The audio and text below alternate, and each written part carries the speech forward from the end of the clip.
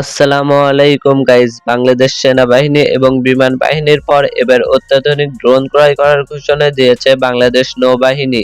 বাংলাদেশের বিশাল সমুদ্র সীমা নিরাপত্তায় তেমন কোনো সমরাস্ত্র নেই, বিশেষ করে আকাশপথে ব্যর্থ বাংলাদেশ নৌবাহিনী। যদিও বাংলাদেশ নৌবাহিনী মেরিটাইম পেট্রোল এয়ারক্রাফট এবং হেলিকপ্টার অপারেট করে, তবে এইসব সমরাস্ত্রে আক্রমণ করার কোনো সক্ষমতা নেই। ফলে একবিংশ শতাব্দীর চ্যালেঞ্জ মোকাবেলায় ব্যর্থ বাংলাদেশ নৌবাহিনী।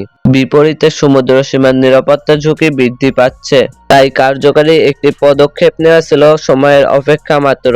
এ সময়ে কার্যকারী সমাধান হচ্ছে আনম্যান এরিয়াল ভেহিকেল অর্থাৎ ড্রোন। বাংলাদেশ প্রতিরক্ষা ক্রয় মহাপরিদপ্তর বাংলাদেশ নৌবাহিনীর জন্য দুইটি অত্যাধুনিক ড্রোন ক্রয়ের টেন্ডার দিয়েছে 2023 সালের ডিসেম্বর মাসে, যা প্রকাশিত হয়েছে। পাশাপাশি উল্লেখ করা হয়েছে সাথে থাকবে গ্রাউন্ড বেস কন্ট্রোল সিস্টেম, যার থেকে প্রমাণিত হয় সাধারণ মানের কোনো ড্রোন ক্রয় করা হবে না।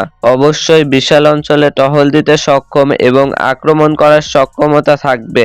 বাংলাদেশ নৌবাহিনী অ্যাটাক ড্রোন কিনতে যাচ্ছে।